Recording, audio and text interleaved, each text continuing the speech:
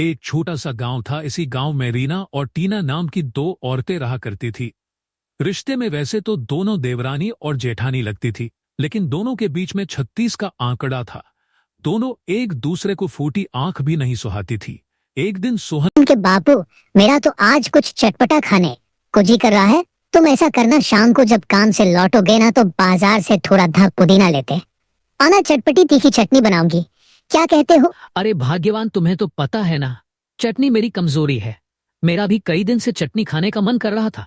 मैं शाम को लेता आऊंगा। भूषण काम के लिए निकल जाता है और शाम के समय चटनी बनाने के लिए धनिया, पुदीना, हरी मिर्च वगैरह लेकर घर पहुंचता है। अरे ओ मोहन की अम्मा, देखो ला दिए हैं हम तुम्हारी चटनी बनाने का सारा सामान। अब जल्दी से बढ़िया सी चटनी बनाकर ले आओ, तभी खाना खाएंगे। हाँ, आप बस थोड़ी देर रुको, मैं अभी बनाकर लाती हूँ। रीमा भूषण के हाथ से सामान लेकर जाती है। कुछ देर बाद, आओ सोहन के बापू, खाना लगा दिया है, खा लो। चटनी से चावल, हमको पता है तुम्हें चटनी चावल बहुत पसंद है। अरे वाह, मजा ही आ गया। तुम्हारे हाथ की चटनी और चावल मिल जाए, उसके आगे तो हमको कोई पकवान भी दिखाई नहीं देता। क्या सोहन के बापू, आप तो बस ऐसे ही हमको झाड़ के पेड़ पर चढ़ाते रहते हैं।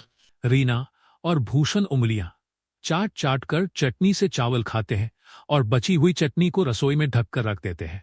रीना पति को खाना खिलाने के बाद आराम से बिस्तर पर जाकर सो गई थी।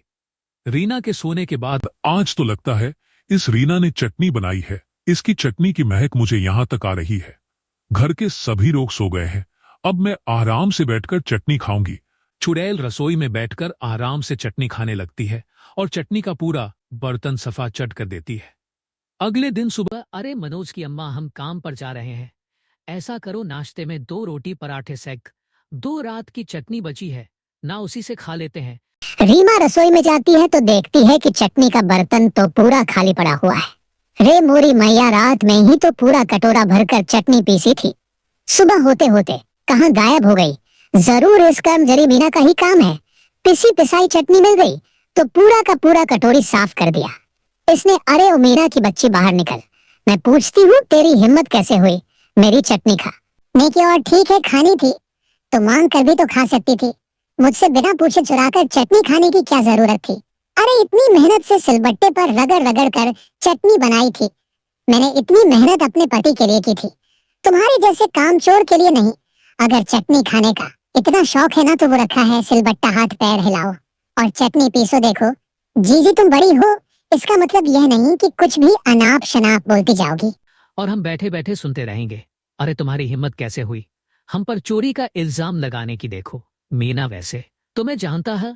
दोस्तों नमस्कार, मेरे वीडियो अच्छी लग रही है ना तो फिर सब्सक्राइब क्यों नहीं करते? प्लीज सब्सक्राइब जरूर करें।